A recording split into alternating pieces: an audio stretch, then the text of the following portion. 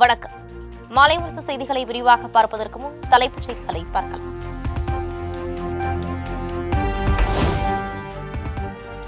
அனைத்து உயிர்களிடத்தும் வேற்றுமையும் ஏற்றத்தாழ்வும் காணாத சமத்துவ நெறியை போற்றுவோம்.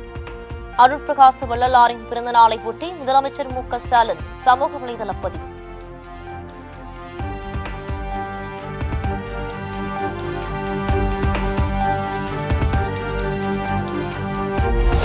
அருட்பிரகாச வள்ளலாரின் 202வது பிறந்த நாள் இன்று கோலாகல கொண்டாட்டம்.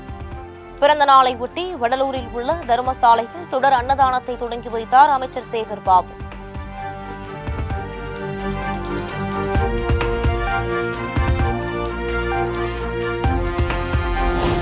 ஹரியானா சட்டப்பேரவை தேர்தலில் காலை 9 மணி நிலவரப்படி 9.53 விழுக்காடு வாக்குகள் பதிவு. பெரும்பாலான பகுதிகளில் அமைதியான முறையில் தேர்தல் நடைபெறுவதாக ஆணையம் தகவல்.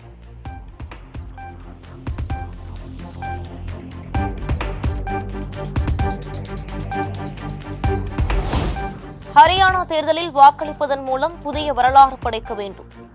இளம் தலைமுறையினருக்கு பிரதமர் நரேந்திர மோடி அழைப்பு.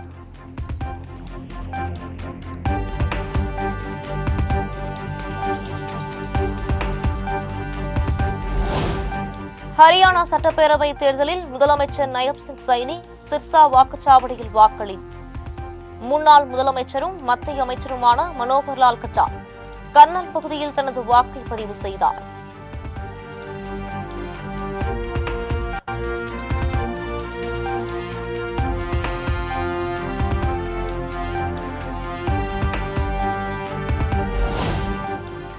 ஜோலானா சட்டப்பேரவை தொகுதியில் வாக்கை பதிவு செய்தார் குத்துச்சண்டை வீராங்கனை வினேஷ் போகத்.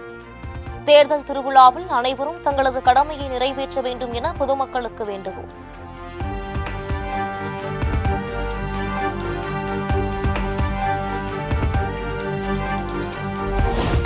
ஹரியானா மாநிலம் ஜிஜாரில் உள்ள வாக்குச்சாவடியில் வாக்களித்தார் ஒலிம்பிக் வீராங்கனை மனு பாக்கர்.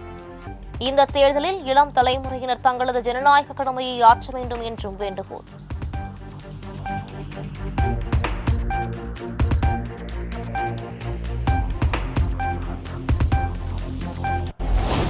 ஹரியானா மாநிலத்தில் மொத்தமுள்ள 90 சட்டப்பேரவை தொகுதிகளில் காலை 7 மணிக்கு தொடங்கியது வாக்குப்பதிவு.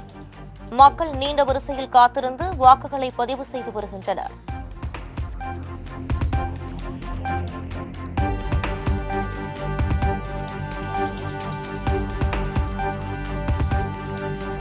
தேர்தலில் முதலமைச்சர் நயாப் சிங் சைனி, எதிர்க்கட்சித் தலைவர் பூபிந்தர் சிங் ஹூடா உள்ளிட்ட 1031 வேட்பாளர்கள் களம்.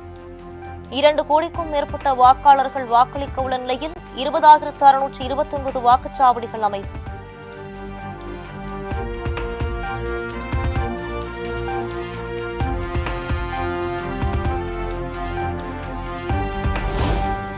வழக்கறிஞர்களை தவறான வார்த்தைகளால் பேசும் நீதிபதிகளை விசாரிக்கக்கூடிய அமைப்பினை நிறுவ வேண்டும். தமிழ்நாடு மற்றும் புதுச்சேரி வழக்கறிஞர் சங்கங்களின் கூட்டுக்குழு வலியுறுத்தல்.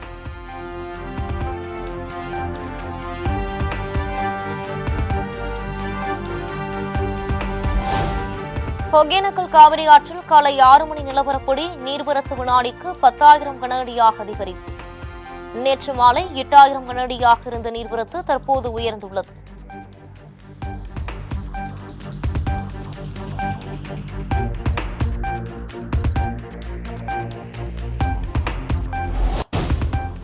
மேட்டூர் அணைக்கான நீர்வரத்து 8,268 கனஅடியாக அதிகரிப்பு.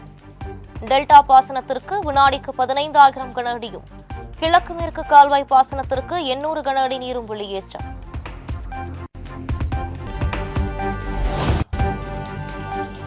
ஆயுத பூஜையை ஒட்டி கூட்ட நெரிசலை தவிர்க்கும் வகையில் சென்னை சென்ட்ரல், தூத்துக்குடி மற்றும் நாகர்கோவிலுக்கு சிறப்பு ரயில்கள் இயக்கம். சிறப்பு ரயிலுக்கான முன்பதிவு தொடங்கியது.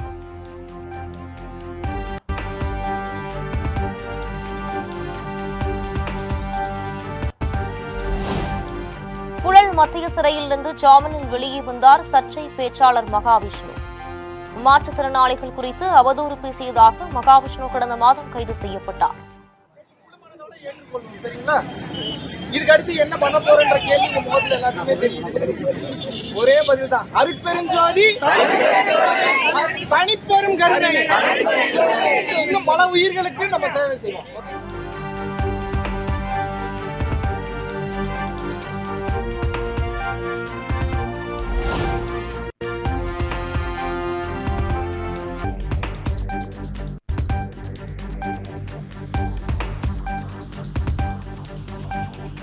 உச்சநீதிமன்ற உத்தரவின் பேரில் சென்னை மத்திய குற்றப்பிரிவு அலுவலகத்தில் கையெழுத்திட்டார் அமைச்சர் செந்தில் பாலாஜி. சட்டவிரோத பணப்பரிமாற்ற வழக்கில் ஜாமீன் வழங்கப்பட்ட நிலையில் ஆஜரானார்.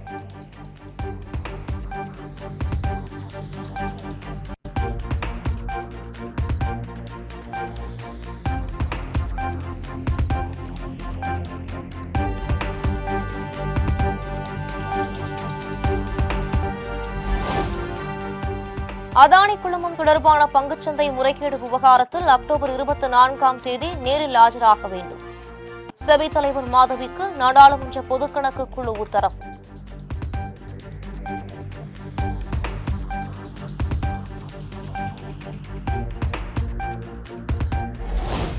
திருவண்ணாமலை கிரிவல பாதையில் நடனமாடியபடி சென்ற ஆந்திர மாநில பக்தர்கள்.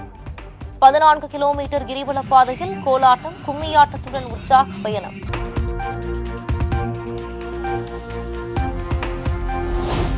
திண்டுக்கல் மாவட்டம் வேடச்சந்தூரில் காவலர் மீது தாக்குதல் நடத்தப்பட்ட விவகாரம். ரவுடி சச்சின் மீது திண்டுக்கல் தாலுகா காவல்துறை வழக்கு பதிவு.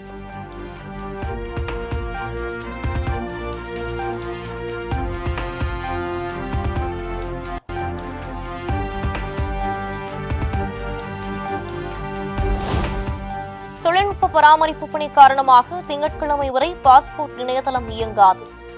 நேர ஒதுக்கீடு மற்றும் சந்தேகங்கள் தொடர்பாக பராமரிப்பு பணிக்கு பிறகு பொதுமக்கள் அணுகலாம் என்று அறிவிப்பு.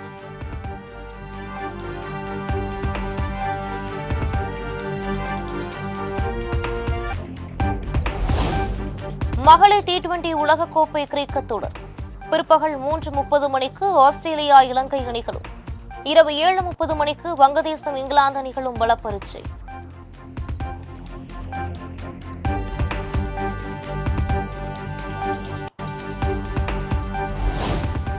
இலங்கைக்கு எதிரான ஒருநாள் மற்றும் T20 தொடர்களுக்கான வெஸ்ட் இண்டீஸ் அணி அறிவிப்பு. ஒருநாள் போட்டித் தொடருக்கு ஹாய்ரூப் மற்றும் T20 போட்டிகளுக்கு ரோமன் பவன் கேப்டன்களாக செயல்படுவார்கள் என அறிவிப்பு.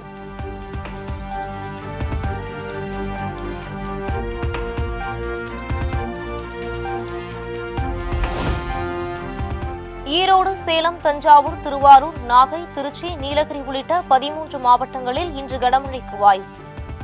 காரைக்கால் பகுதிகளிலும் பலத்த மழை பெய்யக்கூடும் எனவும் சென்னை வானிலை ஆய்வு மையம் அறிவிப்பு.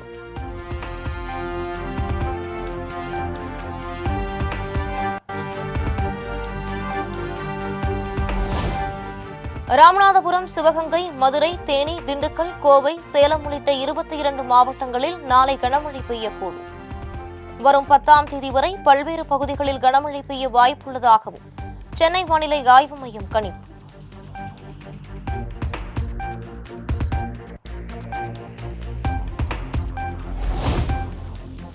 விமான சாகச நிகழ்ச்சியை முன்னிட்டு சென்னை காமராஜர் சாலையில் நாளை போக்குவரத்து மாற்றம். திருவான்மியூரிலிருந்து காமராஜர் சாலை வழியாக பாரிஸை நோக்கி வரும் வாகனங்களுக்கு தடை விதித்து போக்குவரத்து காவல்துறை நடவடிக்கை.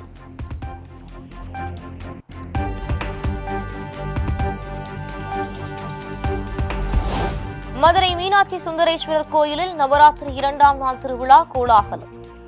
ஊஞ்சலாடும் அலங்காரத்தில் பக்தர்களுக்கு காட்சியளித்த மீனாட்சி அம்மனை தரிசித்த பக்தர்கள்.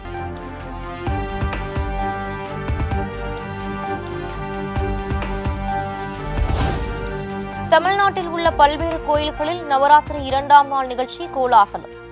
திரளான பக்தர்கள் பங்கேற்று சாமி தரிசனம்.